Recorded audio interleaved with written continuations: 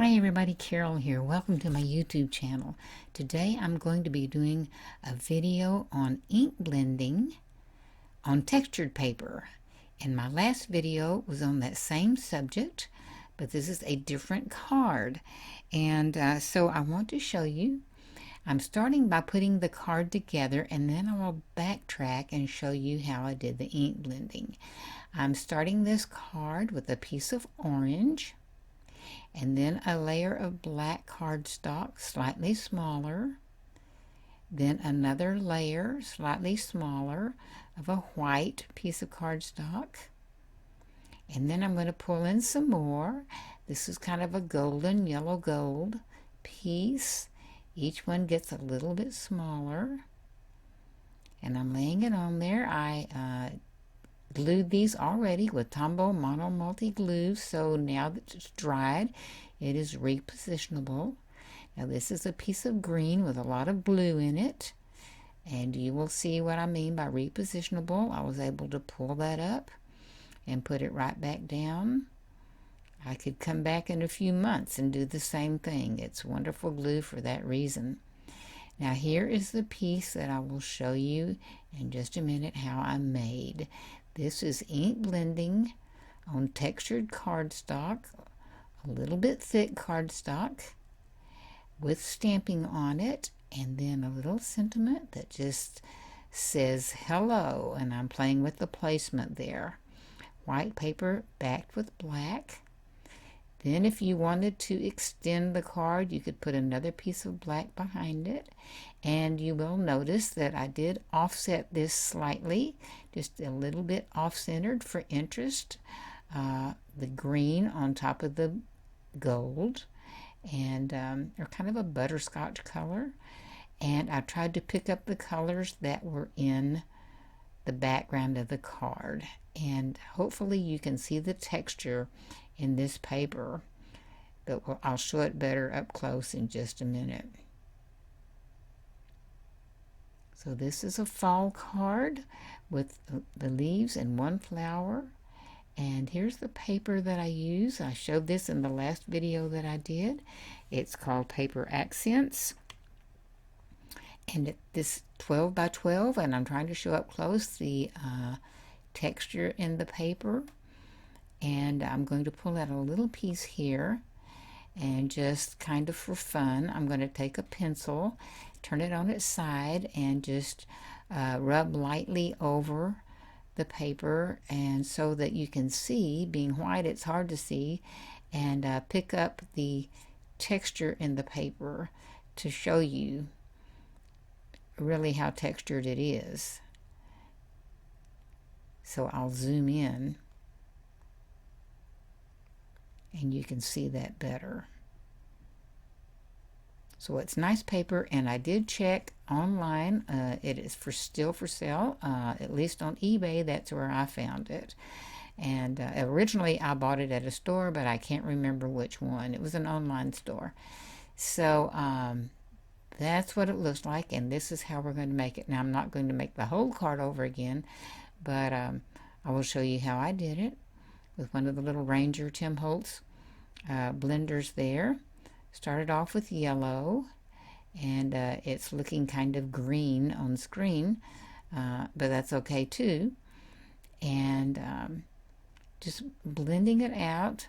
Yellow like that is very forgiving as far as the circles showing up go.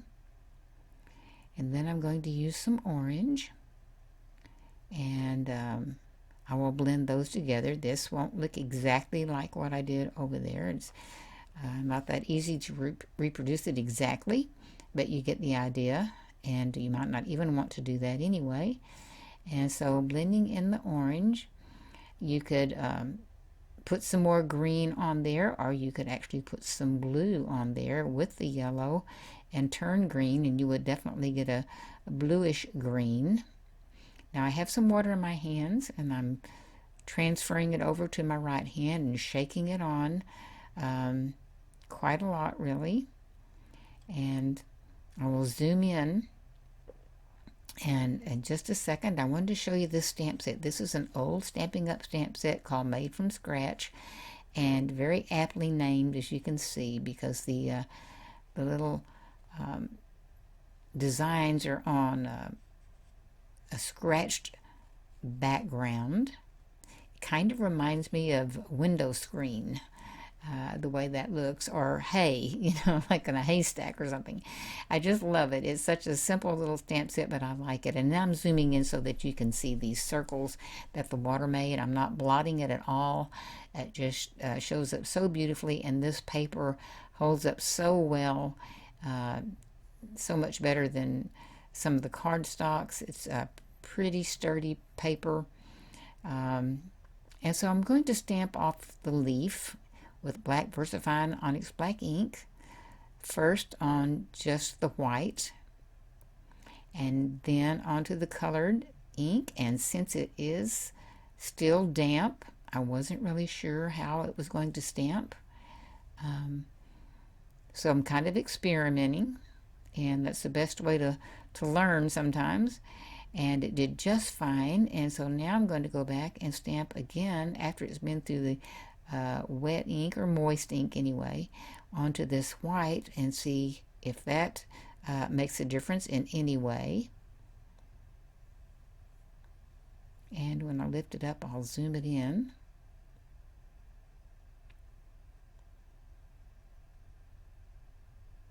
And as you can see, it did beautifully, and I love the way the color shows through this scratching part onto the empty space. That instead of being a silhouette, it's white on the empty space. Of course, if you stamped it on color, this is what you get. The color shows through, even with the little dots. So I just think it is really neat. I love the way that all looks together. And then up closer still. On the other video I did, the last one before this, I took a white Jelly Roll pen and accented some of those dots, so you could try that too. You might want to go back and look at that video. So now I'm going to slide this over and have that be a little bit offset. I'm not gluing it down yet because I'm not sure that that's where its final place is going to be, but it's just to give you an idea. And it adds a real elegance to me, to this somewhat simple card.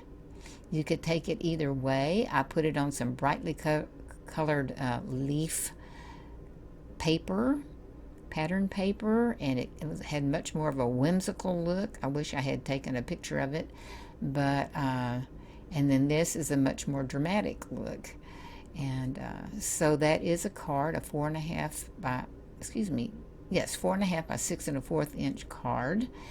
And then just letting it sit there on that black paper, just to show the difference if you wanted to make a larger card. So I hope you enjoy. I'm going to show you some still shots. This is just a short video. This is mounted on top, not mounted, but just sitting on top of some scrapbook paper with leaves. I thought the leaves were appropriate. I had this same paper in the last video. And then this black with the little dots. It looks good on that, just to show you the difference in the paper. And at the very end, I'll have it on some burlap paper. So it's very versatile. There's the burlap, just whatever you would like to do. I thank you so much for joining me. There are some videos at the end if you'd like to look at them. And until next time, bye-bye.